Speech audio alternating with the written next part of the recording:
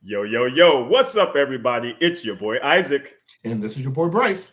and we are brothers on tennis. And folks, we are at the midway point of the French Open Roland Garros 2025. Boop, boop, that middle point. Bryce, man, we have seen some outstanding tennis to this point, man. I don't know about you, but I have been thoroughly enjoying Roland Garros 2025, brother. What have been your thoughts? How are you loving this tournament, man?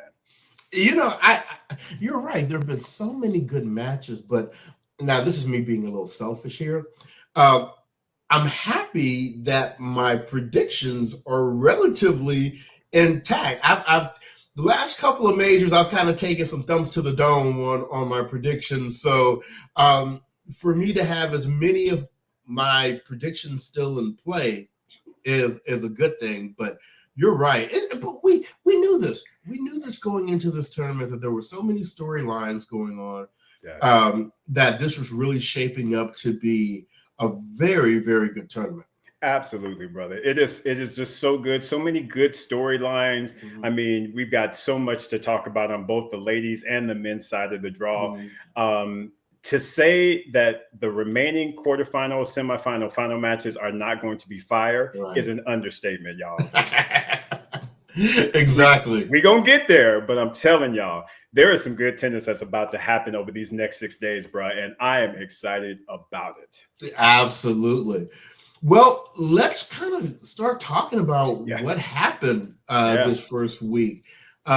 We had a few surprises in the first round, and I think if we're talking about the ladies, and if you don't mind, I want to start with the one that I was maybe most surprised with, but was very happy about.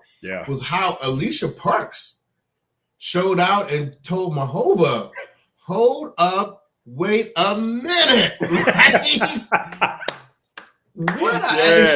Excuse me to the people that are watching me. When I'm looking to my left, I'm looking at my other computer screen where I have the draws up. So no disrespect to you, but shout out to Alicia Parks for a great first round win. Oh, yeah, we got to give love to Alicia. I mean, I thought that was a very, very good one because we talked about that one. And you said, you know, if Muhova's Muhova, she'll win that match. But if Alicia comes out and she's playing the right way, she can get that win. And I thought that, you know, she did a great job to get that. Unfortunately, she went out to the French, wild card or whoever that is. Because, the French have been showing up and showing out, which, of course, we're going to talk about them. But that I don't even know how to pronounce her name. But I don't even remember at this point. Well, exactly, because I mean, but I tell you what, though, she made the third round where she played the Busson. Yep. Yeah. Which Busson is somebody we got to talk about. You see this face? Do you see this face? You know what? Let's go ahead and talk about it right now, real quick, right? Because what I need to do on the Busson tip is I got to give Chris Eubanks his props. Because they was trying to throw shade at him because he was at the TNT booth and he was just like, listen, y'all. He was like, that Busson, you know, she playing in front of a French crowd. You know, she's just recovering from like ACL, really horrible injury that she's coming back from. She's young, blah, blah, blah. She's, you know, I think she's going to potentially make a good match of this. And they just dismissed him and it was like, no, it's going to be straight sets. Jessica Pegula is going to just blow her out. It ain't even going to be a contest. It's going to be an easy one. You tell Busson that. Busson was like, listen, Jess Pegula, am I scared of you and your flat strokes on clay? What is that? Busson got out there and was like, yo, I am 21 years old. I am fearless. I done came back from this ACL tear, this horrible injury that most athletes don't even potentially recover from. Right. She comes back from, and she's up in the round of 16 against Jess Pegula, and she's like, no, sis, this is what we call opportunity. Yes. And I'm about to what? I'm about to work that opportunity. And, bruh, Busson, bruh, talk to me. What you got to say about that? The thing I love about it is with that match with Jessica, she lost the first set. So you just thought it was going to be a Pegula, you know, standard regular day of business. Let me go out here and handle this, you know, because we know Jessica does not often lose to people that she shouldn't lose to, right? Right, exactly. She may get a skull thumped by the big women on tour, but she usually takes care of the people she's supposed to take care of. Right. And it came down to 6-4 in the third, and that Bruthas was still hitting big shots. I mean, she took it to her. I mean, it wasn't like I'm gonna try to keep the ball in play and not make a mistake. She was going for her shots, and she was making them. And she was. She has a nice forehand, good dipping forehand, good aggressive forehand. I was like, this one right here is playing to win. She ain't playing to lose. She's playing to win. And that's exactly what she did. And that Parisian crowd got behind her. I started listening to it. I was like, I was like, watch out, Jess. You better. And sure enough, and even Jess admitted it in the interview afterwards. She was like, yeah, it played a little bit of a factor because she was just like, it was a great atmosphere, but yeah, they was rooting her on. And unlike most times where, they'll shrink when they're in front of their home country, Bruthas was like, nah, man, this again, opportunity. Opportunity. So anyway, that was a first round match going back to Alicia Parks that it surprised me, but I was really happy for her. Absolutely. Same here. And another person, if as we're kind of going on it, we got to give love to Robin Montgomery. Good for her for making it out the first round. She lost to that Bruthas Moose, whatever that the three names are. which it's understandable. But again, Robin Montgomery, good for you for making it out the first round of Roland Garros. And I was really hoping we was going to have that JTTC matchup between her and Haley Baptiste. I was so hoping for it. And unfortunately, again, it didn't happen. But we're going to talk about that one. Yes. But Robin Montgomery, props to you. I'll throw it back to you, Bryce. What are your thoughts on Robin? Well, and I mentioned this in the preview show. I really like her. Couldn't be a nicer woman out there on tour. And she's got a big game. And I think she just needs to continue to get more experience, get more comfortable, get more seasoned. It's coming for her. She is going to be, I believe, a top 25 player in her career for sure. I agree with that. I absolutely do. Lefty as well, big game. Yeah. I like Robin Montgomery. Yes. Right. So next was the match which I think we both called as the popcorn match of the first round. Yeah. Which was, I know, our girl Osaka and Badosa. Bad draw. Yeah. For Osaka. Yeah. And she went out there and battled. I mean, but Badosa, was a little stronger on the day. Correct. I mean, Naomi got out there, did, play some ball. And, I think that, and they was getting on her for the whole fingernail clippings and all this. And I was like, leave Naomi alone. Ain't nothing wrong with it. Right. She want to cut her fingernails, let her cut her fingernails. Ain't nothing wrong with it. But they were trying to make that such an issue. And I was just like, y'all need to find some business. But anyway, I mean, serious. You know how you tell folks, you find you some business. Because you all been my stuff and you don't even need to be here. Right. But I thought that, like you said, I thought she came out, played a really great first set. Again, Paula Badosa, she's been number 2 in the world. I mean, she's won big titles. She is a big game, player. So you can't just count her out. And what happened is that she gained momentum and she started hitting with Naomi, and she just kind of gained the momentum and took it from her. And rode it out in 3 sets. I don't think Naomi did anything wrong in that match. I just think that Paula Badosa just had that little extra, and that's all it was. It was, yeah. But hey, loving the fact that Naomi is playing these tough matches. I again feel like these are great reps in order for her to find her way once we get to her favorite surface, which is the hard court. The hard court, right? Yeah. What else? Any other first round? On the ladies' side, I am trying to think if I have any. Well, I tell you one person that I will never, ever, ever talk about and or put in my drawers, that and Maria Sakkari, but we gonna just digress on that. Well, I gave you some side eye when you called out her name on the show, man. I was like, you did, and rightfully so, because she just it really does surprise me how much or how far she has fallen off in the rankings. But yeah, so anyway, that's that one. Yeah, but no, I don't think I have. There, like I said, there's some other people that I want to name, but outside of the first round. So go ahead, brother. Okay, and I'll just mention it because I know we're going to talk her more later.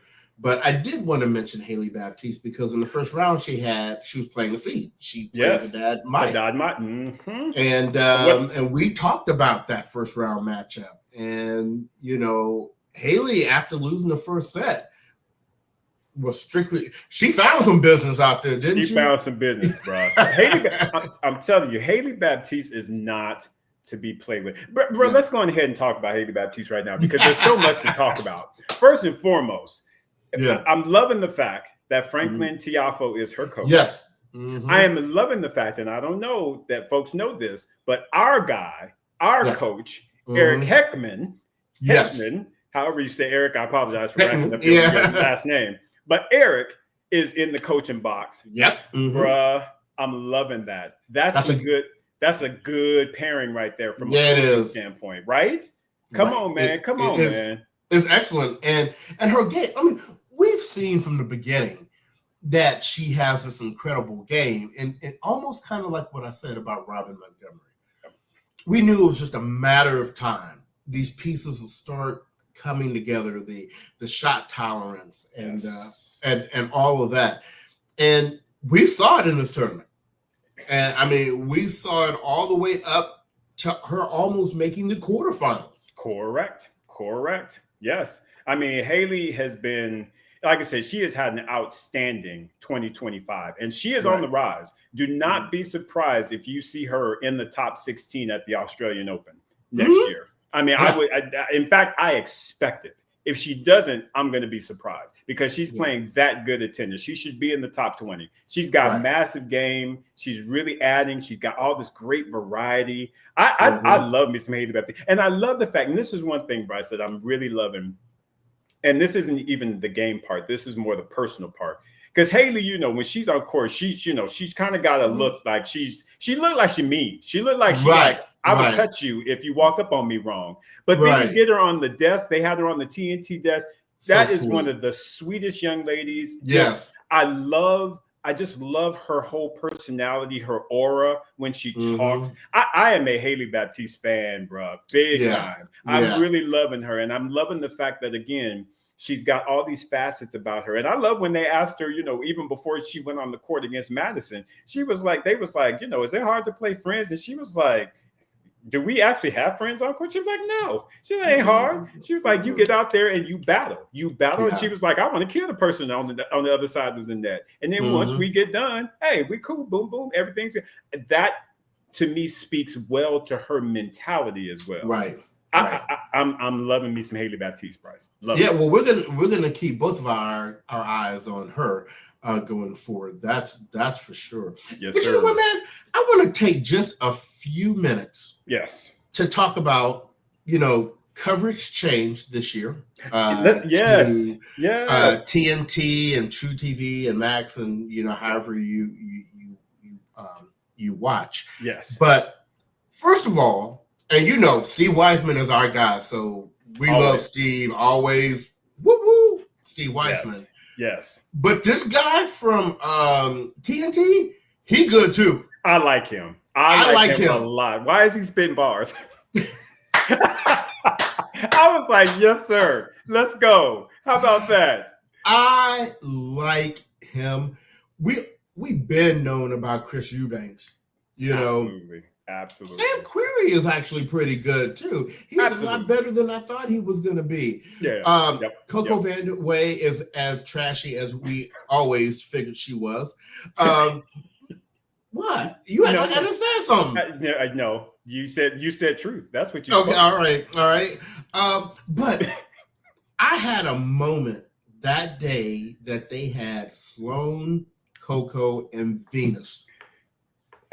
I should pull it up. I should. Y'all, if I had the time, I'd turn on my TV because I saved it. Yes, I did, bruh. I mean, all Grand Slam, Black female Grand Slam champions. Black Girl Magic. Boom, boom. There. Right there. That to me was the quintessential moment. When they turned and they panned in and I saw Venus and I was like, Venus, Coco. So I said, oh, wait a minute. I said, my head hurts right now. Right. Bro. Right, man. That was a moment. And Venus up there looking like somebody's auntie. I mean, she was like in a good way. Yeah, exactly. In a good way. Being the elder statesman. And I don't know if you had the same feeling I did. Yeah. It feels to me like the older they get, the more she and Serena look more and more alike. To me, Venus used to always have a little more of a different, more narrow type look. Exactly. She looks up and sounds a lot like Serena or Serena does to her. I mean, they both sound way alike. It goes. Yeah. Exactly. But I think, and this is just my opinion, and maybe other people have different thoughts, but I think for their first year, TNT is killing it. Whew, bruh. I was just saying to myself personally, can we get every slam on TNT? I don't mean to be mean to ESPN. I don't mean to be mean to be, to the Tennis Channel, because we love us some Tennis Channel. Again, Steve Weissman's our dog, love the Tennis Channel. But TNT is knocking it out the park. They really are. Coverage. That and True TV, and then you get the whole Max, and you get all the, they are doing an excellent job. I love how they're covering it. I love the fact, to be honest with you, I love the Max Zone. I am not going to lie to you. The whole Patrick John thing was really cool. I like how they kind of the whimsical, and I like how they did that. I love the fact. But can I say something about the Max Zone real quick? Yeah. Were you, and I don't think did you hear them today when John McEnroe was acting like he did not understand the difference between the rankings? Year rankings versus the race ranking? Yeah, that was really very shocking to me, because I was like, how y'all confused between the race versus the regular 52 week? It's not that difficult. And it's been around forever. It ain't like it just changed for 2025. Right. They were acting like it was brand new. Like, oh, it's so confusing. Oh, wait. No. What? It's not confusing. It's been in place for a long time, fellas. So I don't know what that was about. It was quite confusing to me that they were confused, because I was just like, fellas, it's very simple. You got a race ranking, and you got a, year-to-date ranking. You got the, ranking where the 12-month window, Yeah. It just, and they were just like, well, Alcaraz should be, why is he so far from center? I was like, because y'all are looking at the regular rankings, the 52-week rolling rankings. Center still has the Australian Open and the US Open. So yes, he should be number one in the world based on that. I said, but Carlos is going to, anyway, I didn't understand the confusion. Anyway. Yeah. So back to what you were saying though, TNT is rocking it. They are, and I'm gonna tell you what, Sloane Stephens, even though you're not on court playing, which is where we would really want to see you, you are killing it as it relates to how she's talking to the players after the matches. Her kids, come on now. I ain't no fashion guy. I ain't even gonna pretend to be, but Sloane Stephens is getting out there. She's like, y'all need to understand that I done set the bar, and it's here. Them outfits that she is wearing she is bringing a whole nother level, and I'm just gonna leave it right there. And I don't know, and I can be off base with this, but I kind of feel like TNT really allowed all of these people that are involved in the analysis and commentary and on-court reporting and stuff to really bring their own personality, their authenticity, their authentic selves. And it's really coming through. So, props to TNT for coming in and doing a daggone thing. And hopefully they will influence some of the other networks in terms of how their coverage is as well. Well, I know he mentioned that I think they have it for the next 10 years. At least at least Roland Garros. So I don't know Yep. how that plays to Wimbledon and U.S. Open and Australian, but TNT has Roland Garros for the next 10 years. So good for you, TNT. Y'all are rocking it out. Well, and I wouldn't be surprised to see their name in the mix when these other contracts come up. Absolutely. Because now that the tournaments have seen what kind of a job they do, right. And if they got the dollars like that, boom. Hey, I would be a proponent because I'm telling you right now, I have loved their coverage. I absolutely have loved their coverage. So great. So anyway, I wrote that down on my little that was on your list. I put BGM, and that's all I had. Black Girl Magic, because that's what that moment was just, it was awesome. Yes. Right. Yes. So before we get down to where we're at with the ladies, is there anything else you want to talk about? Oh yes. Wait a minute. Let me see. On the women's, I wrote a couple. What else did I wrote? I wrote down Sloane, her kit. With Naomi, I thought it was too cute. The little things that she had in her hair. I personally thought it was Naomi, and I loved it quietly. I know folks are probably trying to give her mad craziness for that, but really quickly, let me just talk about somebody who we also need to keep good eyes on, as we were talking about, is with Haley Baptiste. Yeah. Who is my new follow? Victoria Mboko from Canada. Mboko. Listen, y'all. I'm going to tell you what they say, Dr. Berry, the sweeter the juice. Come on now. Listen, Victoria Mboko is one to be followed. Yeah. Y'all need to get on that train right now. Yeah. I am impressed with that young lady, Bryce. I'm trying to tell you. Victoria Mboko showed up and showed out in this Roland Garros. Speak on it, brother. Speak on it. Well, I mean,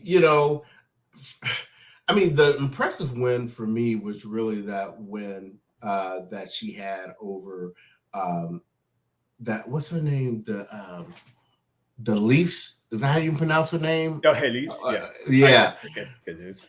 I thought she was going to lose that match, and she came through and won that in straight sets. And she actually gave Queenie a very nice match. That was the match where I was just like, she's playing Queenie real close here. She was out there like, ain't nobody scared of you. And, and Queenie got game, as we're seeing. Yes.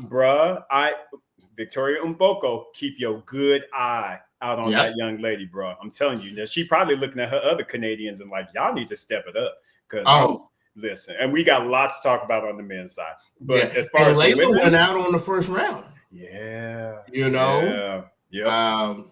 So I think she's still recovering from all those victories at the U.S. Open. I think you're right, quietly. But yeah, Victoria Mboko. Oh, and one more. Yeah. Yes. I thought Vondrousova was, out on that boat with Billy Ocean and Terrence Trent D'Arby and Crystal Waters and, Club Nouveau. But she come back out here, came back, and playing strong against Pegula. Yeah, played strong. I mean, we know Vondrousova again. She was an elite junior. She's a Wimbledon champion. She's got game, y'all. Simply put, it's just a matter of, and she can play a lot of different ways. She can play with the creativity, with the dragging you off the court. She has power. She's lefty, so she can use all of that.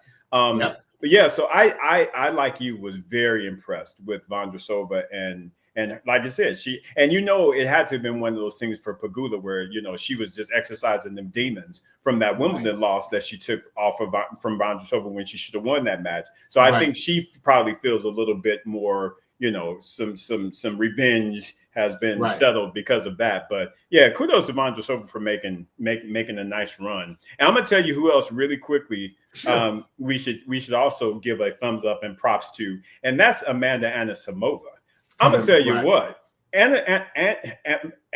Amanda Anisimova, say that 10 times, had a really great tournament. I'm gonna tell you what, she played Sabalenka. She gave Sabalenka all she could handle, and she went into that with a 5-2 head to head. And so Yeah, so Sabalenka was she was, but Sabalenka is this, she number one now, so she like, listen, Right. I ain't scared of nobody now.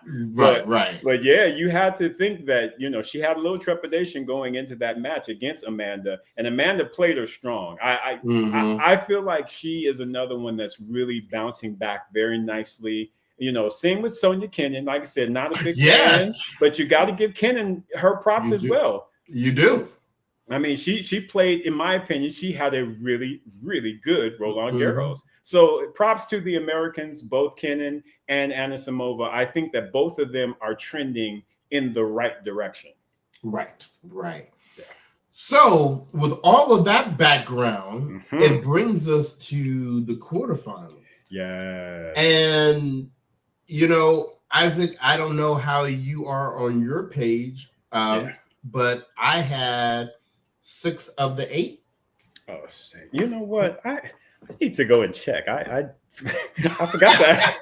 I'm so sorry, y'all. I didn't even check. Let me go and check and see how many I got right. When we're talking to women, right? Right. Okay, these are predictions, and this is Roland Garros 2025. So I had 1, 2, 3, 4. I only had 5. I had 5 out of 8.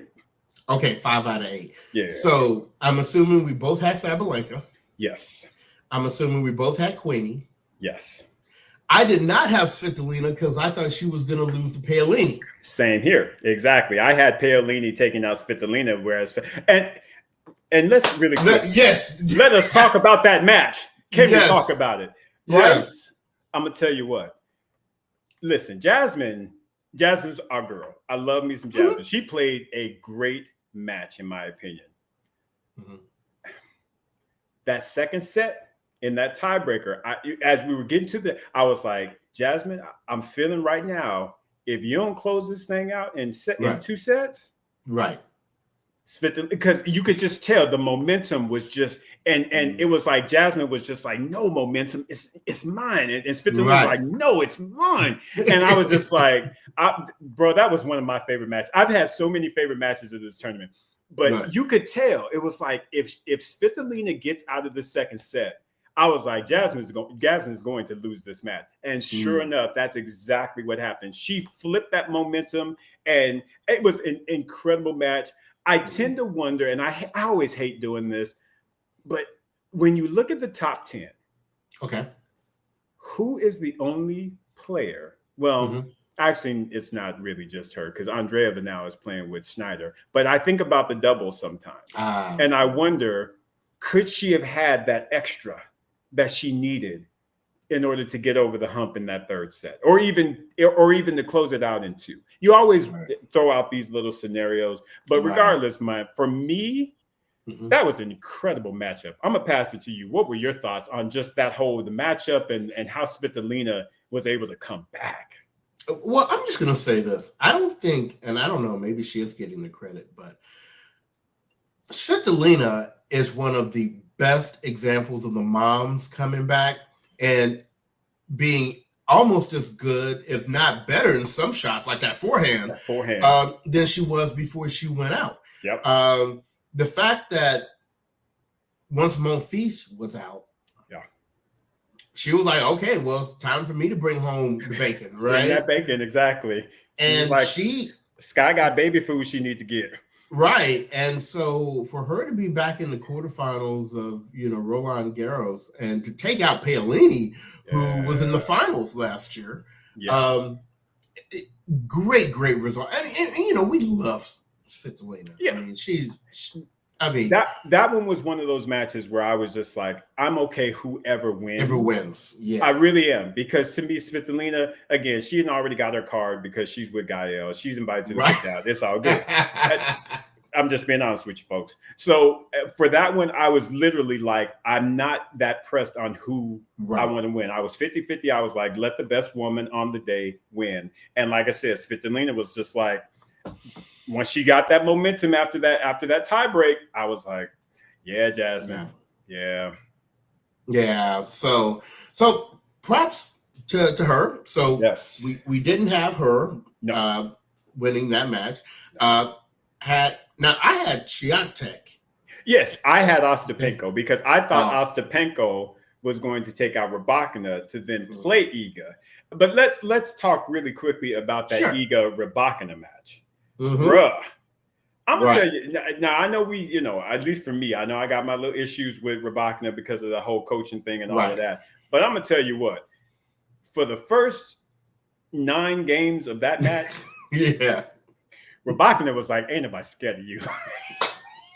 She was like, "Girl, I got you. I got every shot imaginable." And then came that volley at the net, that overhead at the net that she just kind of went and it said boop.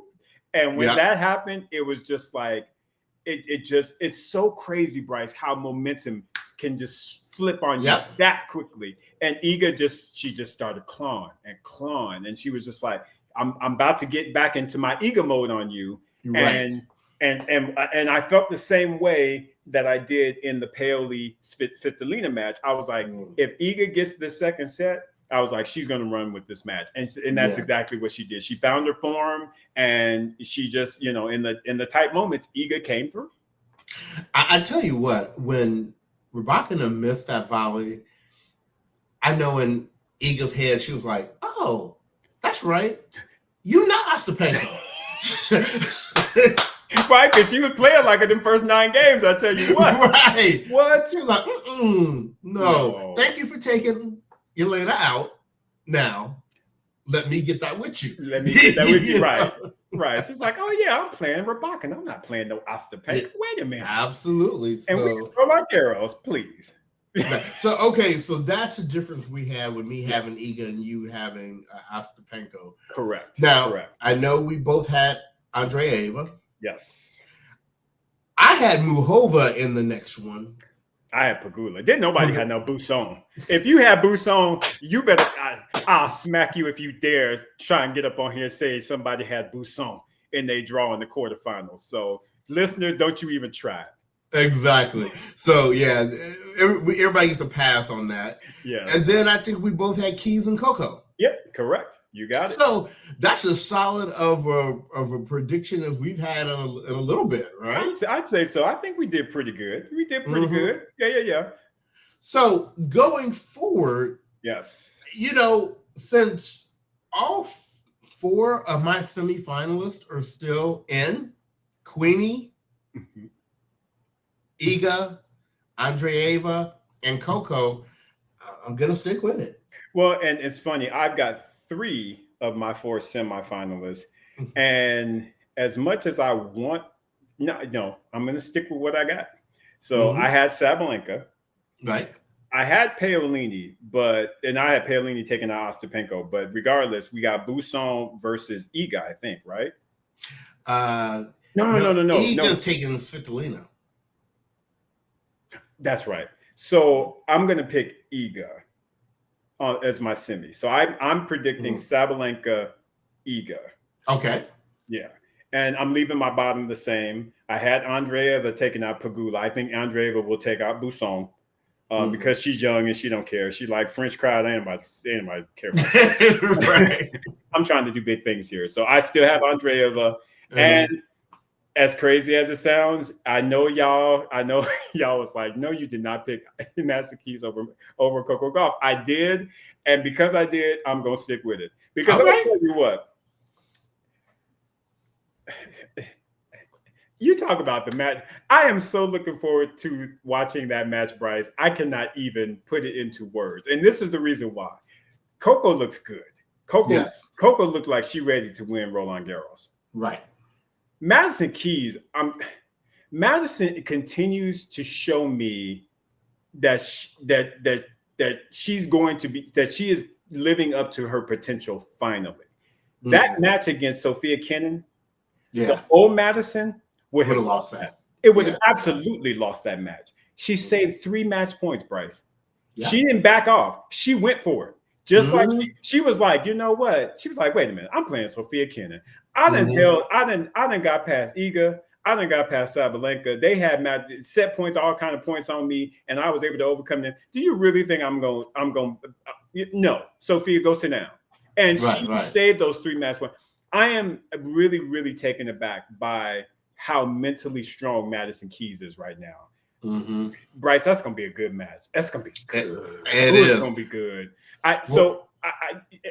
That's kind of one of those. It's like, because I love me some Coco. You know how much I love Coco, but I love Madison as well. Y'all know, low key, I love Madison Keys. Y'all know that. So I picked her, so I'm gonna stick with her. But I'm gonna tell you what, that's gonna be a fireworks match, in my opinion. So remind me, who do you have in the finals? Because I have Iga and Coco. Oh, see, that's why I really stepped out there crazy. I have Sabalenka and Andreeva. Okay. Because I thought Keys would win, but then I thought Andreeva would take out Keys in order to make her first final. Okay. I'm going to stick with it, like I said. So we have two completely different finals. Yes. And then I have Coco winning her first RG. Right. And I have Sabalenka. Yeah, Sabalenka. Okay. Yeah. This is going to be a fun one. Yeah. We were pretty, consistent up to this point. But we're going to start branching off a little bit here, It's all going to be good. And I guess that's why I'm so jacked and so excited about the Roland Garros for the women, because I honestly think any of these ladies that we've picked, Sabalenka, Iga, Coco, Keys, Andreeva, I honestly feel like any of those five can literally walk away with this thing. Now, wouldn't it be hilarious if Buson somehow another guy is like, hey, look what I got. You know what? No, I'm pretty sure that's probably not going to happen. Probably not going to happen. But good way to think about it. And I didn't even mention Queenie. Queenie, I would not be surprised if any of those women were holding this trophy at the end of this tournament. That's how good it is right now. That's because let's not forget, Queenie took that gold medal right there on that court. Correct. So yeah, bro. These next few days are about to be good, y'all. If y'all don't like tennis, watch tennis these next few days. You'll like it. Yes, absolutely. Well, okay, let's do this. That's a nice bow on the women. Let's take a quick little break, and we'll be back to talk the men. And we are back. Hey. So let's go to the guys.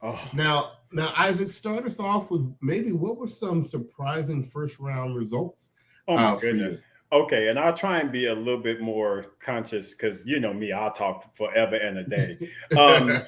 First and foremost, not a shock because but we had it in highlights, the Hubie Hurkacz versus Fonseca match. Again, we did. Fonseca came out, and this is what surprises me about Hubie, because Hubie ain't no small guy. He's like 6'6".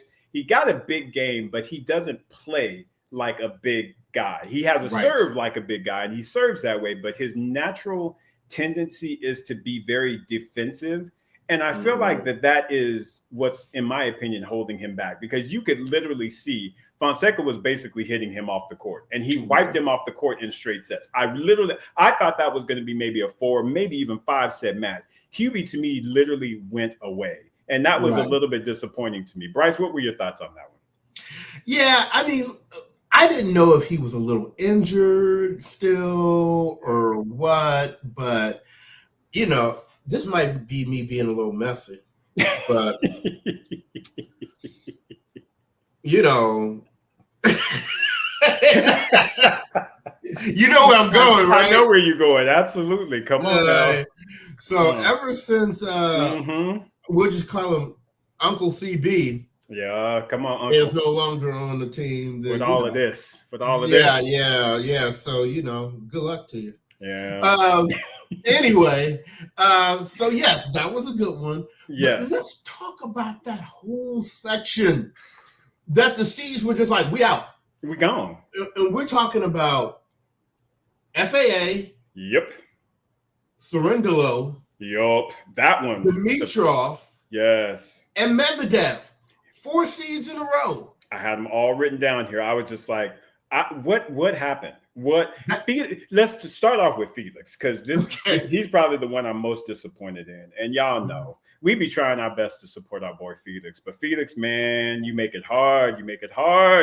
Because he was up 2-0 on Matteo Arnaldi. And Arnaldi was like, oh, yeah, I'm playing Felix. I still have a chance. And he ran off 3 straight sets against Felix to take that match. That does not make sense to me. This is Felix, who we used to consider to be competing for these types of Grand Slam championships. It makes no sense. I was beyond disappointed when I saw that. The fact that, again, you're up 2 sets and then you let him come back and take the next 3 and walk away. No, come on, Felix. You can do better than that. Yep. Spots on that, bro. No.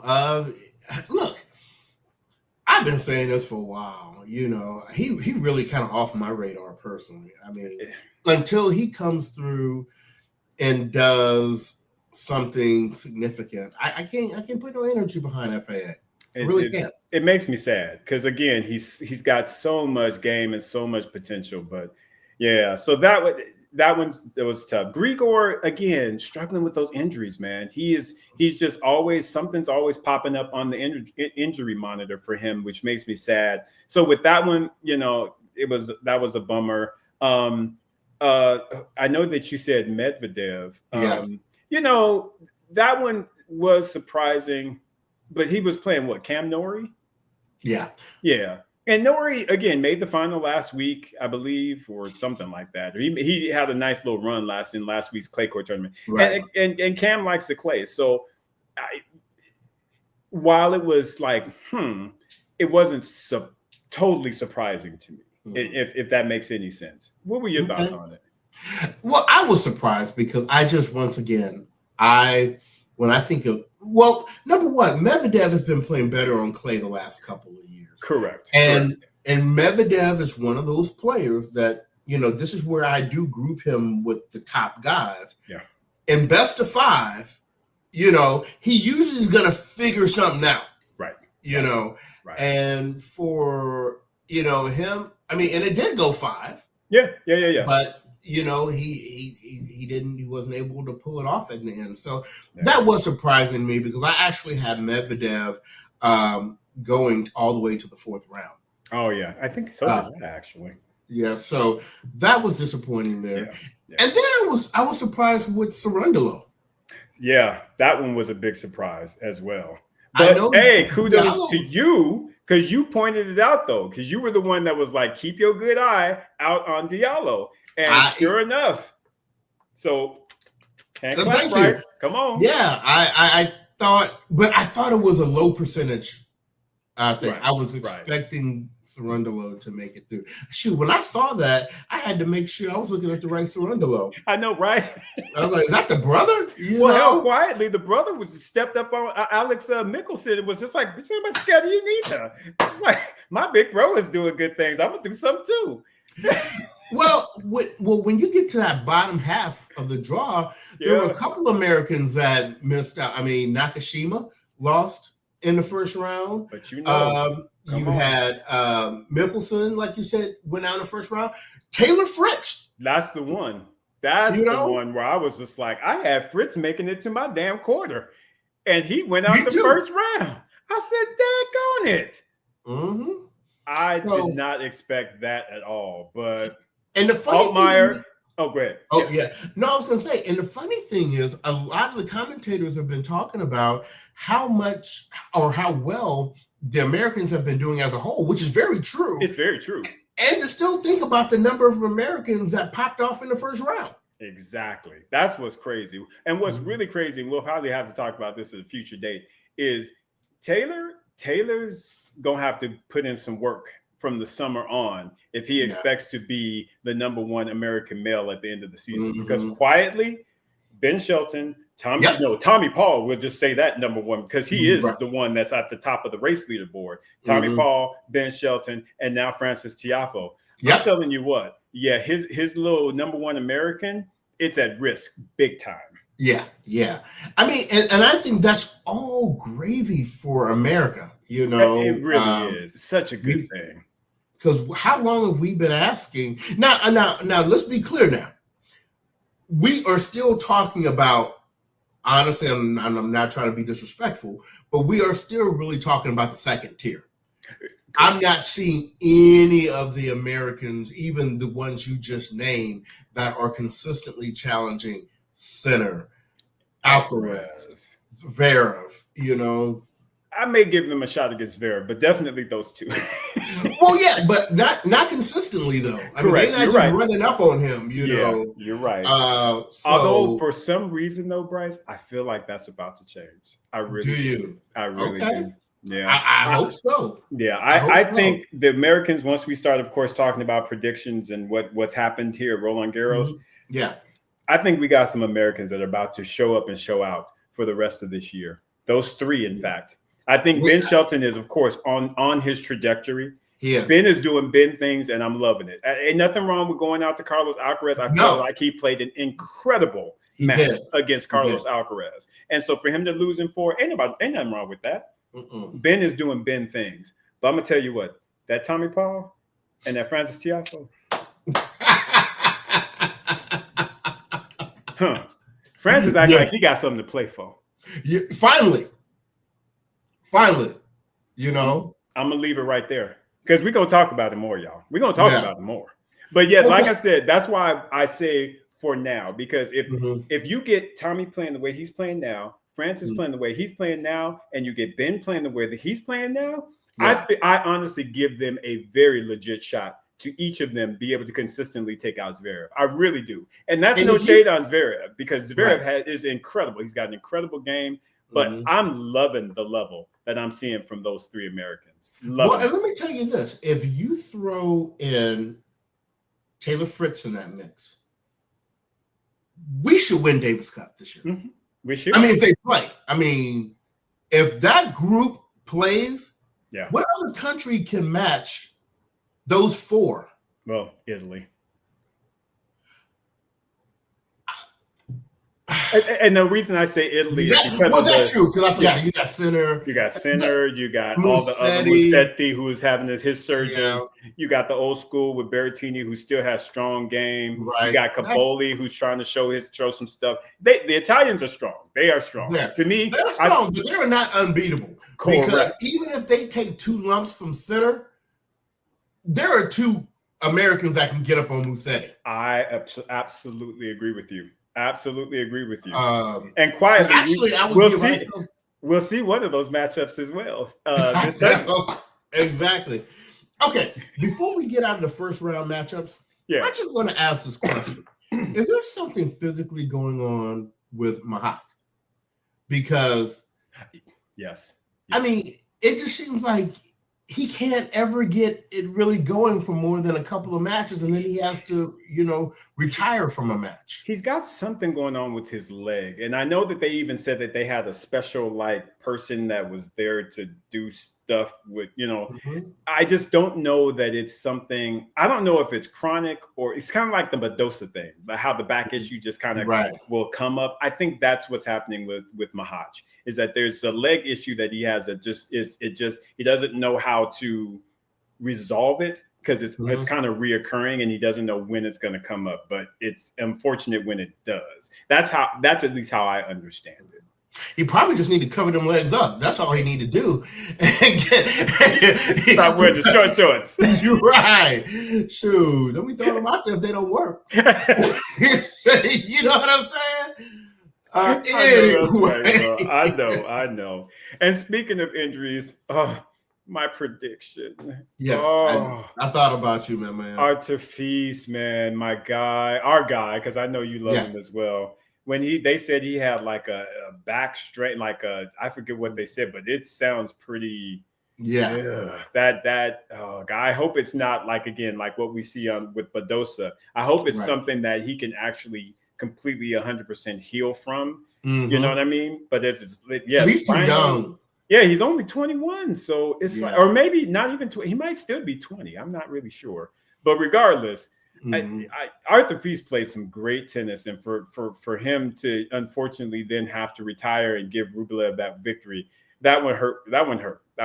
Yeah, because I would have really rather have seen Feast against Sinner for sure. Because I knew how that Rublev thing was going to turn out. Well, hell, especially after he mistreated Lehechka the way that he did, he was like, boy, love 1 and 2. He said the bakery. All 3 sets. Yeah, I mean, so anyway. Sinner is looking like he is on fire right now. So yeah, that one that one was a little tough. And just really some other really quick throwouts. Sure. The fact that Tsitsipas went out as early as he did, that was shocking. Mm-hmm. And I know that we'll talk about, the person that won this match, but the fact that Demon went out first round, or was it second round? I think he went up the second round. Yeah, it was second round. That's right. Because he paid Bublik the second round. But I saw those two. I was just like, well, dang, okay. Mm-hmm. Oh, but real quick, because like I said, I made my notes here. I want to also give you flowers for bringing up the Nava match against Van de Zandschulp. Yeah. Come on, Emilio. Come on, Emilio Nava. Yeah, and he played a great match there. I was hoping, he could keep it going for a few more rounds, but no, props for him. I mean, that's as good as he's done, Exactly. Hey, to make it out of the first round in itself is a major accomplishment. So, absolutely. Yeah. You called that match. I was like, good on Bryce. Well, I was watching. I was like, come on, Emilio. Yeah, Runa was, that was a big ask. Yeah, it was a big ask. That's a big ask. But good for him for, again, being able to get to that point to even play the match against Runa. And didn't play him bad either. It's just Runa, Runa's Runa. Right. So we hope that that's a sign of good things to come, from Nava going forward. Yeah. Now, let's talk a little bit about Francis, because let's be clear, the start of this year wasn't the greatest for him. Correct. And we were kind of wondering what was going on, but there's something about peaking at the right time. I think he's positioning himself right now. I mean, even if he lost his next match, he's had a good Roland Garros. I would not have expected him to make it this far. Correct. But then, he should do well at Wimbledon going forward. And then he's got the hard courts. Which he loves. Which we know he loves. Yep. So, could we be really – I think you've already said it. We're shaping up for the rest of this year for him, Tommy Paul, and for Ben Shelton to be big factors in all the tournaments that they play. Absolutely agree, man. And I think that it will also light a fire, of course, under Fritz, and he will start playing much better tennis going into Wimbledon and the hardcourt season as well. So, like you said, man, I'm expecting some big things from the American men coming through this fall. And you can't even, and you got to give it up to Korda. I mean, he lost to Tiafoe, but he played well, I think, in that match. So if he can keep himself healthy, he's yet another American that, and like I said, he looked at Justin Brixby and was like, listen, I ain't not scared of you now. Right. I was surprised at that. I mean, maybe Brixby doesn't include him as much in the American contingency of who he just beats up. Right. So he didn't know what to do there because he didn't know if he was like Czechoslovakia. Right. He's like, are you Czech or you U.S.? I'm not sure. Was you a part of the USTA? Because that's his whole thing. It's like, if you're part of the USTA, he's going to beat you down. Yes. Get him, Jensen. Before we get around to kind of like our thoughts at the end, we also had the, I guess, ceremony for Rafael Nadal. Gotta mention that. Gotta mention that. Yes. Right. And what a great acknowledgement of what this man has done. I'm sorry, there's a lot of things that we say like, oh, maybe we won't see this or see that. Look, I think we will see other players get 20 majors. I do think a lot of the other things we'll see. I'm sorry, the 14 Roland Garros titles, that's the one for me. Yeah, I don't know that we'll see that happen. I mean, mind you, Djokovic won like 10 Australians and Roger won like 9 Wimbledons, as did Djokovic. So, I mean, Djokovic won 7 Wimbledons. Anyway, it's ridiculous numbers. And I just, like you said, I don't know that I see anybody winning 14 Grand Slams. At one of the Grand Slams. It's hard to think that someone can do that. And I want to add, I would see somebody doing that at any of the other ones before Roland Garros. Because that's the toughest. You're right. I mean, he won 14 at the toughest major it is to win. Correct. I'm sorry, I don't. I 100% agree with you, brother. And the fact that they again gave him that ceremony, it was so incredible. The fact that he has now that little plaque on center. What stadium is that? Is that well, it's is that Chatrier? right? Yeah, Chatrier, Chatrier. yeah. So the fact that it's like there, permanently there. I loved how emotional he got when they told him, "Yeah, no, this is permanent. This is like this will be here as long as the stadium is here." And I saw the tears well up. I was just like, "Man, ain't that a special moment right there?" Mm-hmm. And so well deserved. So deserved. Yes. And I love the fact that a lot of times we talk about the big three, but they are consistently including Andy and the big four. Yes. Right there. Yeah. That was beautiful seeing all four of them come out and have the picture, and they was all hugged up. I was just like, that's a moment. That is special. Right. Yeah. When they all retire, they need to go on tour and let Andy and Djokovic play while people park in their cars. And then Roger and the dog. What? You are stupid. You are.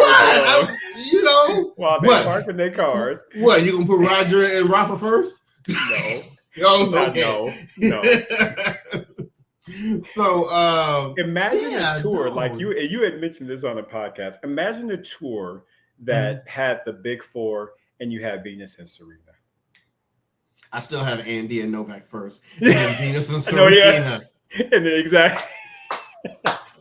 But can you imagine that, bro? And then playing some mixed doubles. Oh man. Oh yeah, it would. They need to make that happen. They need to make that happen for sure. Right. So, all right, now let's get to the business end of this men's tournament. Oh, really quickly, and I like the fact that you brought up the celebration. I also want to just make a quick note about the retirement ceremonies that they had. So, of course, Caroline Garcia, who everybody was like, "That's Isaac's girl." I liked her. She retired. Bernardo Pera was like, "Bye," and so she sent her into retirement. And then, of course, you got to give love to Richard Gasquet.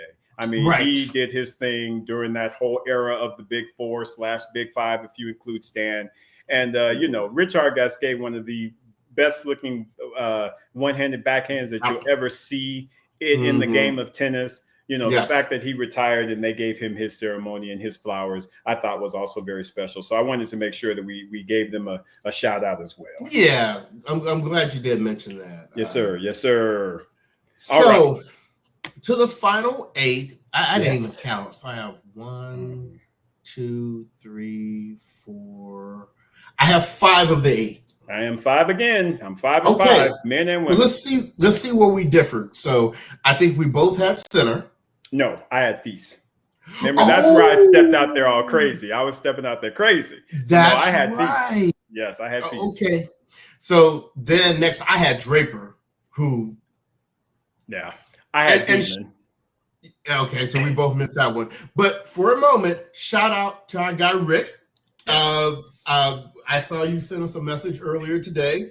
Your boy Bublik is playing lights out. Lights out. If anybody, like I said, Buson and Bublik, if anybody had them on their card to be in the quarterfinals of Roland Garros, you need to call me because we need to play the lottery or something. Because I never would have called that in the. You just never think that Bublik has the mental fortitude to stay in a match 2 out of 3, much less 3 out of 5. So the fact that he took out Demon and then later on took out Jack Draper, that boy playing some good tennis, bro. He playing good tennis. I'm going to say something, okay? I'm not going out here saying he about to win this tournament, but guess what? We've seen something like this happen before, and you cannot tell me that, oh, no, he can't beat such and such. Bublik can beat any of them if he is on his ish. Correct. Call it. I'm not saying he's going to win it all, but let's just say if it were to happen, I wouldn't be like I'd be like, exactly. I'd be like, well, this is his year. Exactly.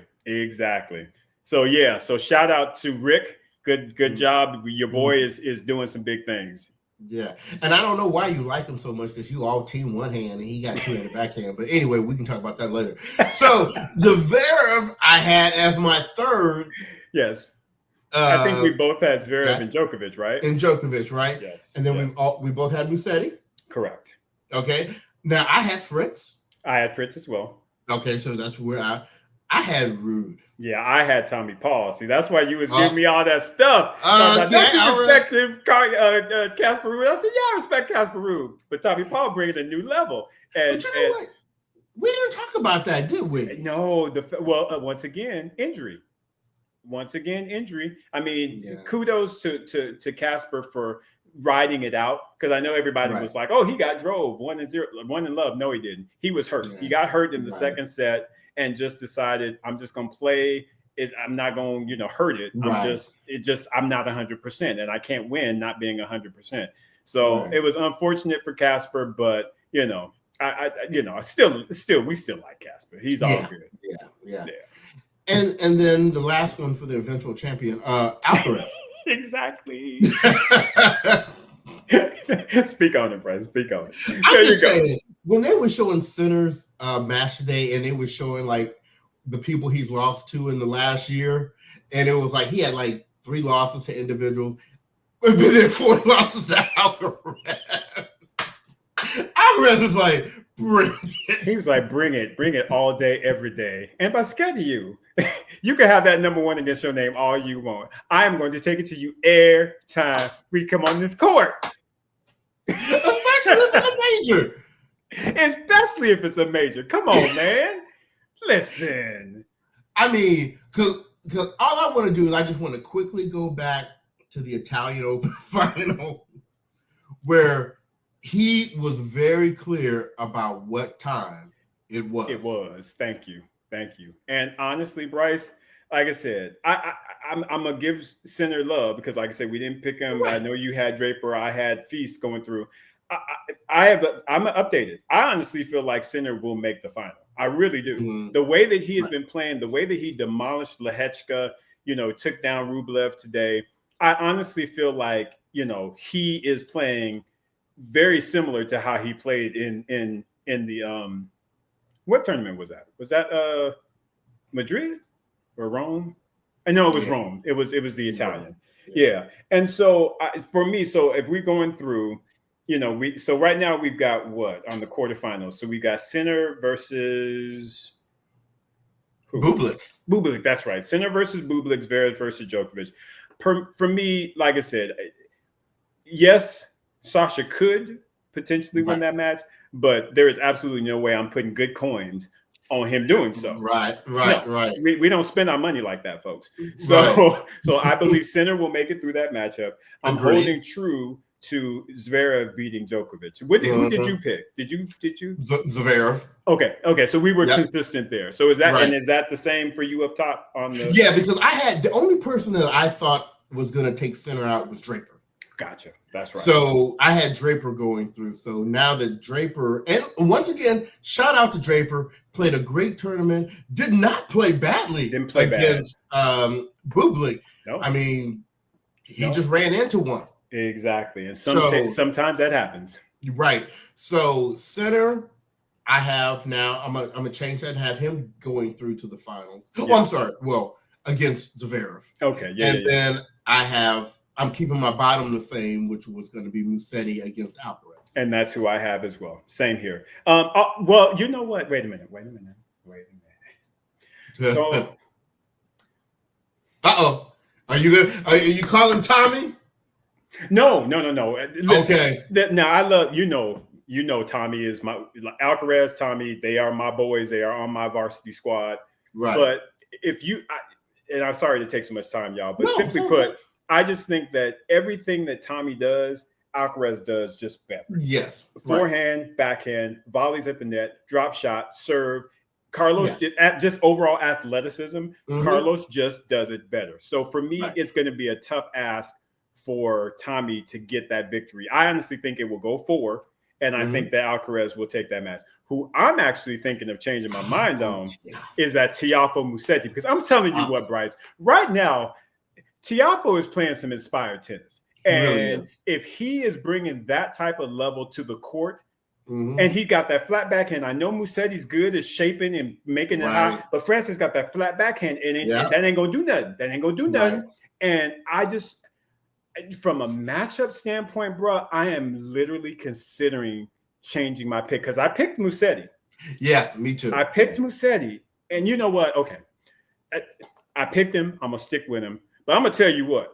If Francis wins, I will not be surprised at all. Right. Won't be. And that's where my heart is to be. Of course, it's probably where yours is as well. I want Francis to win that match. I want him to win.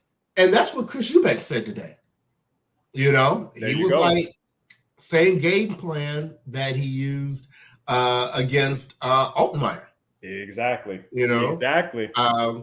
So then we're saying a Sinner Alcaraz final. Yes. And we are saying an Alcaraz. Yes. Regardless of everybody that we've talked about, and I know that everybody's doing their thing, and we appreciate that. Again, Carlos Alcaraz is on another level.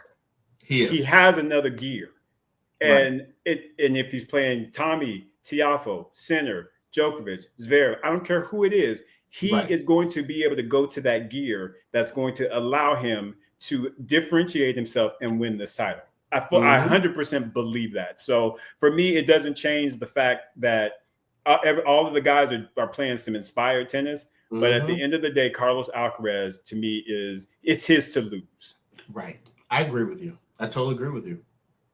Totally agree with you. So there you go. Woo, there it is. Good, y'all. It's good. Yeah, so we feel good about our picks on the men's and the women's side. The ones that we missed were clear upsets we would not have seen, coming. Right. But we're ultimately still kind of where we're at. You and I kind of have different results on the women's side, but we are definitely aligned on what's happening on the men's side of things. Yes. And, come on, Americans, show up, man. Do the thing. These are the times you kind of make your money, both figuratively and literally. Yes. So let's go out here and do the thing, I'm so proud of all the Americans, man. Like I said, they showed up and showed out this Roland Garros. And the fact that, like I said, who we have, where they're at right now, kudos. Absolutely. So we have run a little bit longer than we had planned to. We kind of knew we might do this, but we had a lot to talk about. There's a lot that happened in that first week. But everyone enjoy this great tennis we're going to have in week number 2. And we will be back. I think we're going to record next Sunday afternoon or evening to wrap it all up for you. So any final words you got, Isaac? No, man, I'm just so excited, man. These next 6 days, y'all, watch Roland Garros because it is going to be fire tennis every day. Hear me. It really is. It really is. Good, Bryce. Oh, so good. Oh, love it. All right. Well, with that, we're going to go ahead and sign off on behalf of the podcast. This has been your boy, Bryce. And this is your boy, Isaac. And we are Brothers on Tennis. Everyone, be well.